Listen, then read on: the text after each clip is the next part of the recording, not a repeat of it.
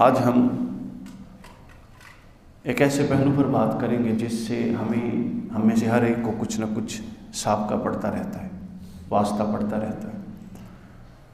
چونکہ جب ہمیں کسی معاملے میں غصہ آتا ہے یا کسی سے اختلاف ہوتا ہے کسی بھی معاملے میں، تو اس غصے یا اس اختلاف یا اس ناپسندیدہ بات پر ہمارے کئی طرح کے رد عمل ہو سکتے ہیں۔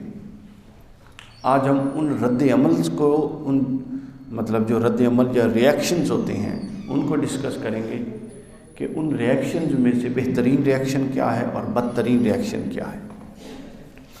مثلا آپ کو کسی پہ غصہ آیا، اختلاف ہوا کسی بات میں، تو رد عمل میں جو ریئیکشن ہوتا ہے اس ریئیکشن کا آپ کی طبیعت اور مزاج سے بڑا گہرا تعلق ہوتا ہے۔ اگر طبیعت اور مزاج ٹھہراؤ والا ہے تو ریئیکشن بڑا مناسب اور سنجیدہ آتا ہے۔ اگر طبیعت اور مزاج میں خرابی ہے، بگڑا ہوا ہے، طبیعت میں ریجڈیٹی ہے، شدت ہے، طبیعت کے اندر وہ سنجیدگی نہیں ہے، متانت نہیں ہے، تو ریئیکشن کے اندر بھی یہ ساری چیزیں اس کے اندر منعکس ہوں گی اور ایک بڑا خراب ریئیکشن ہوگا۔ مثلا ایک ریئیکشن کی صورت تو یہ ہو سکتی ہے کہ کسی سے دلیل ہے، کسی سے اختلاف ہوا ہے، غصہ ہے، اس کو آپ دلیل دیں، آپ یہ کہہ رہی ہیں یہ بات غلط ہے، اس کی دلیل یہ ہے۔ یہ ایک سب سے بہترین اور اعلیٰ اختلاف کی صورت ہے کہ آپ اگلے کو دلیل کے ساتھ، استدلال کے ساتھ، استنباط کے ساتھ ایک معقول انداز میں اگلے کو اس کا غلط ہونا اس پر واضح کر دیں، ایک نہایت معقول انداز میں۔ یہ اختلاف کا اور رد عمل کا سب سے اعلیٰ طریقہ کار ہے۔ پھر اس کے بعد ایک اس سے چھوٹا طریقہ کار یہ ہے، وہ بھی خود قرآن مجید نے تجویز کیا ہے۔ قرآن مجید نے کہا ہے کہ جب تم کسی ایسی بات کے پاس سے گزرو جو ناپسندیدہ ہے، لغویات ہیں، وَإِذَا مَرُّوا بِاللَّغْوِ مَرُّوا كِرَامًا، تو پھر عزت دارانہ طریقے کے ساتھ، تکریم کے ساتھ لغو چیز کے پاس سے گزر جاؤ اور یوں گزرو کہ وہ تم پر کوئی اثر نہ چھوڑے۔ اور اگر تم رک کے اس کے اندر الجھو گے، جو لغو کر رہا ہے اس سے بحث کرو گے، تو یقیناً تم اس سے متاثر ہو۔ تو اذا مروا باللغو مروا کراما، جب ایسی چیز کے پاس سے گزرو تو بس پھر گزر جاؤ۔ یہ رد عمل کی دوسری صورت ہے۔ پہلی صورت کیا ہے؟ دلیل، استنباط کے ساتھ اور استدلال کے ساتھ معقول طریقے سے بات کا رد کرنا۔ دوسرا یہ ہے کہ اگر رد نہیں کر سکتے یا یہ سمجھ رہے ہیں آپ کہ یہ بات قابل رد ہے ہی نہیں، بات ہی سرے سے جہالت پر مبنی ہے اور غلط ہے، تو پھر کیا ہے؟ عزت اور اکرام کے ساتھ خاموشی سے وہاں سے گزر آئے۔ یہ نہ سمجھے کہ ہمیں شکست ہو گئی، یہ نہ سمجھے کہ وہ کیا سمجھے گا، چونکہ جو جاہل ہوتا ہے وہ جاہل ہی ہوتا ہے۔ اس نے یہی کہنا ہے، دیکھیں کیسا گزاریا چپ کر کے، کوئی جواب نہیں دے سکے، میں نے میرے سے ڈر گیا ہے، یہ یوں فلاں۔ جاہل آدمی کی زبان پر کوئی قابو نہیں ہوتا، تو وہ اگر اس طرح کی باتیں کریں، ہمیں روز زندگی میں ایسے معاملات پیش آتے ہیں، تو اس میں ہم فوراً اپنی عزت نفس پر لے لیتے ہیں، مجھے یہ کہہ دیا لہٰذا میں جواب دے کے رہوں گا۔ نہ، کوئی ضرورت نہیں ہے۔ صرف آپ نے یہ جانچنا ہے کہ اگر بات واقعی اہم ہے جس کا جواب دینا چاہیے تو ضرور دیں، اور جواب دلیل کے ساتھ دیں، استدلال سے، استنباط سے، سمجھداری کے ساتھ۔ اور اگر آپ سمجھ رہے ہیں بات ہی سرے سے جہالت پر مبنی ہے، تو پھر وہ جو مرضی کہتا رہے، اپنے نفس کو اتنا ایک سدھار کے رکھیں کہ وہ سمجھ جائے کہ یہ مجھے اکسا رہا ہے، بس۔ تو نفس اور شیطان تو پہلے یہ چاہتا ہے کہ آپ کسی لغو چیز میں مبتلا ہوں، تو جاہل سے بات کرنے سے بڑی لغو چیز کوئی نہیں، تو پھر آپ گزر جائیں۔ یہ دوسرا رد عمل ہے۔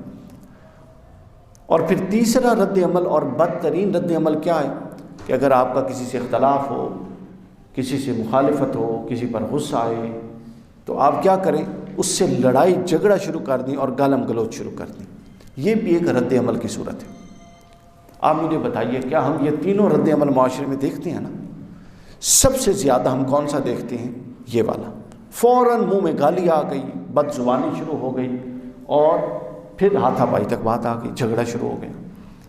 اس سے کم ہم یہ دیکھتے ہیں، کم لوگ اتنے باشعور ہیں کہ وہ کوئی لغو چیز دیکھیں تو عزت کے ساتھ گزر جاتے ہیں، اور پھر اس سے کم ہیں کہ جو سمجھتے ہیں کہ اگر اس کا جواب دینا ہے تو دلیل کے ساتھ، استدلال کے ساتھ جواب دیتے ہیں۔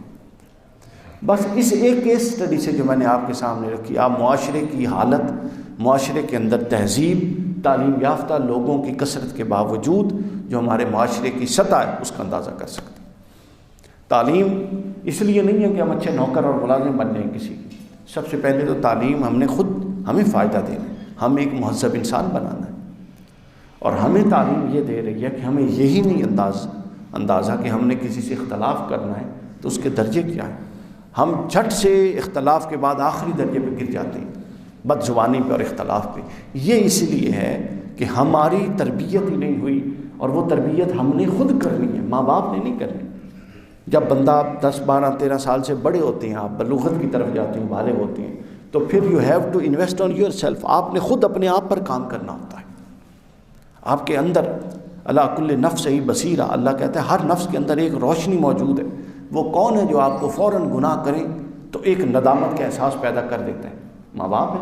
کوئی ہے نہیں، وہ آپ کے اندر ایک ایسا داعیہ اور جوہر رکھا گیا ہے، وہ آپ کو فوراً انٹیمیٹ کرتا ہے کہ یہ غلط کام ہوا ہے۔ کوئی اچھا کام کرے، آپ کے اندر ایک جوہر ہے جو فوراً انٹیمیٹ کرتا ہے، ایک اچھا احساس ہوتا ہے آپ نے اچھا کام کیا۔ اسی طرح اپنے نفس کو سدھار کے سطح پر لائیں، اس کی ہر بات مت مانیں۔ جب آپ اپنی ہر خواہش پوری کرنے کے عادی ہو جائیں گے تو انسان اور جانور میں فرق ختم ہو جائے گا۔ جانور کا یہی تو ہے، اس نے جہاں کھانے کا دل کرتا ہے کھڑا ہو جاتا ہے، جہاں اس کا شہوت کا دل کرتا ہے کھڑا ہو جاتا ہے، جہاں اس کا گندگی کرنے کا دل کرتا ہے کھڑا ہو جاتا ہے۔ انسان اور جانور کا امتیاز تو یہی ہے کہ انسان نے چیزوں کو حد لگا کے رکھنی ہے، بس جو اچھی حد بندی کرے گا وہ اتنا اچھا انسان ہوتا جائے۔ تو میں عرض کر رہا تھا اختلاف میں حد بندی بہت ضروری ہے۔ تو پہلی حد تو یہ ہے کہ جب اختلاف کریں، کسی سے غصہ آئے، کسی سے مخالفت ہو، آگے تشریف لیں، کسی پہ غصہ آئے، کسی سے مخالفت ہو، تو سب سے بہترین طریقہ ریئیکٹ کرنے کا کیا ہے؟ اس کو دلیل دیں، اس کو سمجھائیں، استدلال کے ساتھ، سمجھداری کے ساتھ، شائستہ لہجے کے ساتھ آپ سمجھاتے ہیں۔ سچ بولتے نہیں ہیں بلکہ آپ سچ اس پر وار کرتے ہیں سچ کے طور پر۔ ایسا نہ کریں، لہجوں کا بھی اثر ہوتا ہے۔ میں آپ کو لہجوں کے اثر پہ ایک حدیث بتاؤں۔ ایک شخص حضور کی خدمت میں آیا، طاعون زدہ تھا۔ طاعون بہت خطرناک بیماری ہے۔ چلا گیا، ختم ہو گئی بات۔ حضور علیہ الصلوۃ والسلام نے فرمایا، ایک شخص اس طاعون زدہ بیمار شخص کی طرف ڈاکٹر صاحب یوں دیکھ رہا تھا، بڑے ناپسندیدہ کراہت کے انداز میں۔ ظاہر ہے وہ بیمار تھا کہ بڑی کراہت کے انداز میں۔ حضور علیہ الصلوۃ والسلام نے فرمایا کہ بے شک یہ جو کسی انسان کو کراہت کے ساتھ دیکھنا ہے، یہ بھی ایمان میں خرابی کا باعث ہے۔ کیوں؟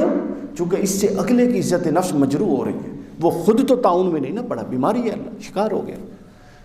تو اس حد تک دوسرے کے احساسات اور جذبات کا لحاظ ہے، وہ مجروح نہیں کر سکتے آپ۔ تو لہٰذا اختلاف ہو، مخالفت ہو، غصہ آئے، اس کے 3 درجے ہیں، اس کو پلے باندھ۔ پہلا درجہ استدلال کے ساتھ، سمجھداری کے ساتھ، دلیل کے ساتھ اس کو بتائیں اپنا نقطہ نظر۔ مسلط نہیں کر سکتے آپ، مسلط تو دین نہیں کر سکتے۔ اللہ کہتا ہے مجھے اگر کوئی نہیں مانتا تو تم مسلط نہیں کر سکتے، تمہارا کام یہ ہے کہ میرا ہونا دلائل کے ساتھ اس پر واضح کر دو، بس۔ لا اکراہ فی الدین قد تبین الرشد من الغی، دین میں کوئی زبردستی نہیں، حق اور باطل الگ الگ ہے، الگ کر دیا گیا ہے دلائل کے ساتھ۔ تو پہلا درجہ یہ تھا۔ دوسرا یہ کہ پھر اگر آپ سمجھتے ہیں کہ اس کی بات اس قابل ہی نہیں ہے کہ جواب دیا جائے تو گزر جائیں، عزت اور اکرام کے ساتھ گزر جائیں۔ جاہل کے ساتھ بحث کرنے کا کوئی فائدہ نہیں، بلکہ حضرت علی کا ایک قول ہے کہ جاہل کے ساتھ بحث آپ جیت بھی جائیں تو آپ ہاریں گے، کیونکہ اس میں لا یعنی چیز میں آپ پڑ گئے نا، بے مقصد چیز میں۔ اور تیسرا طریقہ کار آخری کیا ہے، جو سب سے بدترین طریقہ ہے ریئیکٹ کرنے کا، وہ یہ ہے کہ گالیاں شروع کر دی جائیں، جھگڑ جائے، منہ سے جھاگ نکل رہی ہے، منہ چہرہ سرخ ہو رہا ہے، اپنے اوپر ضابط ہی نہیں۔ اس پر میں نے بات کرنی، یہ میں نے پوری تمہید اس لیے باندھی۔ حضور علیہ الصلوۃ والسلام نے فرمایا، صحیح بخاری حدیث نمبر 2457، فرمایا ان عائشہ رضی اللہ تعالی عنہ عن النبی قال ان ابغض الرجال الی اللہ اللد خاثمہ۔ حضرت عائشہ فرماتی ہیں کہ حضور نے فرمایا کہ اللہ کے نزدیک سب سے ناپسندیدہ وہ شخص ہے کہ جو جب کسی سے اختلاف ہوتا ہے ریئیکٹ کرنے لگتا ہے تو فوراً جگر پڑتا ہے۔ آپ اندازہ کیجیے، ہم یہ سمجھتے ہیں جو نمازیں بہت، ہمارا پرسیپشن ہی غلط ہے۔ پرسیپشن کیا ہے؟ نیکی کا نمازیں پڑھتا ہے اللہ کو بہت پسند ہے، بالکل پسند ہے۔ جھوٹ سچ بولتا ہے اللہ کو بہت پسند ہے، بالکل پسند ہے۔ روزے رکھتا ہے، تسبیح پڑھتا ہے، قرآن پڑھتا ہے، اللہ کو بہت پسند ہے، بالکل پسند ہے۔ لیکن وہ آپ کی میری رائے ہے، جو رسول اللہ نے خود فرما دیا کہ اللہ کو پسند ہے، وہ پسند بڑی پسند ہے۔ فرمایا اللہ کا کنسرن دیکھیے، اللہ کا کنسرن یہ ہے، معاشرہ سازی دیکھیے، سوشل ویلیوز دیکھیے۔ اللہ تعالیٰ کا کنسرن یہ ہے کہ جب ہم دو بندے آپس میں اختلاف کریں تو اختلاف ایسے کریں کہ اس اختلاف میں کوئی سطح سے گری ہوئی بات نہ کریں۔ اللہ فرماتا ہے جو بندہ اختلاف ہونے کے باوجود سطح سے گری ہوئی بات نہیں کرتا وہ مجھے پسند ہے۔ کیا خوبصورت بات ہے۔ اسی طرح آگے صحیح بخاری حدیث نمبر 6044 6044 ان عبداللہ قال قال رسول اللہ صلی اللہ علیہ وسلم سباب المسلم فسوق وقتالہ کفر۔ حضور نے فرمایا مومن کو، مسلمان کو گالی دینا فسق ہے، فاسق ہو جاتا ہے بندہ، گناہ کبیرہ ہے، اعلیٰ درجے کا گناہ گار ہو جاتا ہے۔ وقتالہ کفر، اور اس کو قتل کرنا کفر ہے۔ یہ جو گالی دینا ہے اس میں وہ گالیاں بھی شامل ہیں جو ہم مذاق میں دیتے ہیں دوستوں کو، رومیٹس کو کینٹین میں کھانا کھاتے ہوئے، کہیں آؤٹنگ کرتے ہوئے، وہ بھی شامل ہے۔ اور بعضوں کا تو اس حد تک بد زبانی ہو جاتی ہے کہ تقیہ کلام گالی بنا دیتی ہیں، انہوں نے کوئی بد زبانی والا کلمہ لا کے بات کو شروع کرنا ہوتا ہے، وہ بھی اس میں شامل ہے۔ پھر اس کے بعد فرمایا سلسلہ صحیح حدیث نمبر 1878 ان عبداللہ ابن عمرو رفعہ سباب المؤمن کل مشرف علی حلقتی، فرمایا کہ جو شخص گالی دیتا ہے وہ اپنے آپ کو گویا کہ ہلاکت کے قریب کر چکا ہے، قریب ہے کہ اس سے کوئی ایسا کام ہو جائے کہ وہ ہلاک ہو جائے۔ یعنی یہ اتنی خطرناک چیز ہے کہ جو عادت بنا لیتا ہے اور اس سے پیچھے نہیں ہٹتا بد زبانی کی، تو اللہ کے رسول فرماتے ہیں کہ قریب ہے کہ وہ کوئی ایسا کام نہ کر بیٹھے کہ جس سے وہ ہلاک ہو جائے۔ اور پھر سنن ترمذی اس میں حدیث نمبر 1902 1902 نمبر حدیث ان عبداللہ ابن عمرو قال قال رسول اللہ صلی اللہ علیہ وسلم من القبائر ان یشتم الرجل والدیہ، فرمایا کہ بڑے گناہوں میں یہ ہے کہ کوئی شخص والد کو گالی دے، اپنے باپ کو گالی دے۔ قالوا یا رسول اللہ وہل یشتم الرجل والدیہ، یا رسول اللہ کیا کوئی شخص اپنے والد کو بھی گالی دے سکتا ہے؟ اب جواب سنیے، یہ کیا خوب بات ہے، جواب سنیے۔ حضور نے کہا نعم، ہاں دے سکتا ہے۔ اس کی کیسی صورت ہے یا رسول اللہ؟ فرمایا یسب ابر راجلی فیشتم اباہ، جب وہ کسی دوسرے کے باپ کو گالی دے گا تو وہ بدلے میں اس کے باپ کو گالی دے گا، تو وہ جو بدلے میں گالی دے گا وہ اس کی طرف سے نہیں بلکہ اس کی اپنی گالی کنسیڈر ہوگی کہ یہ خود باپ کو گالی دے رہا۔ کیوں؟ چونکہ یہ باپ کو گالی دلانے کی وجہ بنا۔ پھر آگے فرمایا وَمَن يَشْتُمُ أُمَّهُ فَيُسُبُّ أُمَّهُ، اور اگر وہ کسی کی ماں کو گالی دے گا تو وہ بدلے میں اس کی ماں کو گالی دے گا۔ اور حکم میں یہ ہے کہ وہ خود اپنی ماں کو دے رہا ہے کیونکہ وہ ماں کو برا بھلا کہلوانے کا باعث بنا۔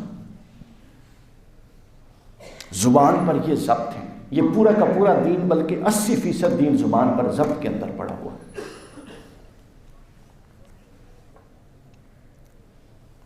اچھا ایک چیز ہمارے سامنے ایک اور مسئلہ آتا ہے، وہ جی میں نے تو نہیں دی، وہ مجھے کہہ رہا تھا تو میں نے تو بدلے میں کیا ہے، یہ مسئلہ آتا ہے نا، اس کا بھی سن لیجیے۔ امام بخاری نے الادب المفرد میں فرمایا، حضرت ایاز بن حمار سے بیان، قال قال رسول اللہ صلی اللہ علیہ وسلم ان اللہ اوحى الی ان تواضعوا حتى لا يبغى احد على احد ولا يفخر احد على احد۔ حضور نے فرمایا کہ مجھ پر اللہ نے یہ وحی کی اور اس میں کچھ حکم دیے، اور پہلا حکم یہ تھا کہ تواضع اختیار کرو، عاجزی اختیار کرو، سرکش مت بنو، اور ایک دوسرے پر فخر نہ کرو، مال پر، گاڑی پر، حسب نسب پر، فلاں پر، میرے پاس تو فلاں ہے اس کے پاس نہیں ہے، فخر نہ کرو۔ اور پھر فرمایا اور کسی کو برا بھلا نہ کہو۔ تو کوئی صحابی نے پوچھا کہ یا رسول اللہ اگر کوئی شخص فقلت یا رسول اللہ ارأیت لو ان رجلا سبنی فی ملائی انقص منی، اگر کوئی شخص ایسے لوگوں میں مجھے گالی دے جو درجے اور مقام میں مجھ سے کم ہوں، یعنی مجمع میں مجھے گالی دے دے، تو کیا وہاں بھی میں چپ رہوں، اس کو بدلہ نہ دوں اور اپنی انسلٹ؟ حضور علیہ السلام نے فرمایا فقال فرددت علیہ، کیا میں اس کو جواب دوں؟ حل علی فی ذالک جناح، اور مجمع میں گالی سن کر اس کو جواب دینا بھی میرے لیے کوئی گناہ کا باعث ہے؟ یہ سوال تھا۔ حضور نے فرمایا قال المستبانی شیطانانی یتہارانی و یتقاذبان، فرمایا کہ جو شخص ایک دوسرے کو گالی دے گا بے شک وہ بدلے میں ہی دے، وہ دونوں شیطان ہیں اور شیطان کے بھائی ہیں، اور وہ دونوں ایسے ہیں حکم میں جیسے ایک دوسرے کی عزت اور بے آبرو کر رہی ہوں، اور وہ ایسے ہیں کہ دونوں کے دونوں اللہ کے ہاں جھوٹے لکھے جاتے ہیں، یعنی اس کے باوجود نہیں کر سکتے۔ اب آپ دیکھیے اس کا کیا امپریشن رہے گا جو یہ کر رہا ہے، اور آپ کا کیا امپریشن ہوگا اگر آپ اس کو مرو کے رامن اس لغو سے گزر آتے ہیں اور جواب نہیں دیتے، کیا امپریشن ہوگا آپ کا؟ اور اگر آپ نے اسی طرح رسپونڈ کیا تو impression is equal to impression, ختم ہوگی بات۔ جو اس نے کیا وہی آپ نے کر دیا، فرق یہ ہے کہ اس نے پہلے کیا، آپ نے رد عمل میں کیا۔ رد عمل میں یہ کرنے کا جواز فراہم نہیں ہو سکتا۔ آج کی آخری بات، ان یحییٰ بن راشد قال جلسنا لعبد اللہ بن عمر فخرج الینا فجلس فقال سمعت رسول، ہم گئے، یحییٰ کہتے ہیں کہ اور حضرت عبداللہ بن عمر کا انتظار کرنے لگے، وہ آ گئے ہمارے پاس بیٹھ گئے اور فرمانے لگے کہ میں نے رسول اللہ صلی اللہ علیہ وسلم سے یہ سنا ہے یقول من حالت شفاعتہ دون حد من حدود اللہ، اگر کوئی شخص اس حد تک دوسرے کی سفارش کرنے لگے کہ اللہ کی حد بھی نافذ نہ کی جا سکے، اور فرمایا تو پھر اس نے ایسے ہی سمجھو اللہ کی مخالفت کی، اور پھر فرمایا اور جس نے جانتے بوجھتے ہوئے باطل اور غلط شخص کے حق میں جھگڑا کیا اس سے جو اس کو سزا دے رہا تھا یا اس کا ایڈمنسٹریٹر تھا، تو گویا وہ اللہ کی ناراضگی میں رہے گا جب تک کہ وہ غلط کی حمایت سے ہاتھ نہیں کھینچ لیتا۔ تو جس طرح خود آپ بد زبانی نہیں کر سکتے، اسی طرح آپ کسی کی حمایت میں بھی آ کے بد زبانی نہیں کر سکتے۔ میرا دوست ہے، میرا بھائی ہے، میرا فلاں ہے، نہیں، اس کی بھی اجازت نہیں ہے۔ تو لہٰذا یہ وہ حدود و قیود ہیں زبان کے معاملے میں اور اختلاف اور مخالفت اور غصے کے رد عمل میں، جس کی ہم پر پابندی لازم کی گئی ہے کہ ہم نے سب سے پہلے اچھا ریئیکٹ کرنا ہے دلیل کے ساتھ، اس کے بعد اگر وہ نہیں ہے اور بات ہی جہالت پر مبنی ہے تو ہم نے چپ کر کے گزر جانا ہے، بحث میں نہیں الجھنا۔ اور تیسرا جو بدترین ریئیکشن کی صورت ہے وہ ہے گالی گلوچ، اس سے منع کیا گیا۔ اللہ تعالیٰ ہمیں عمل کی توفیق عطا فرمائے۔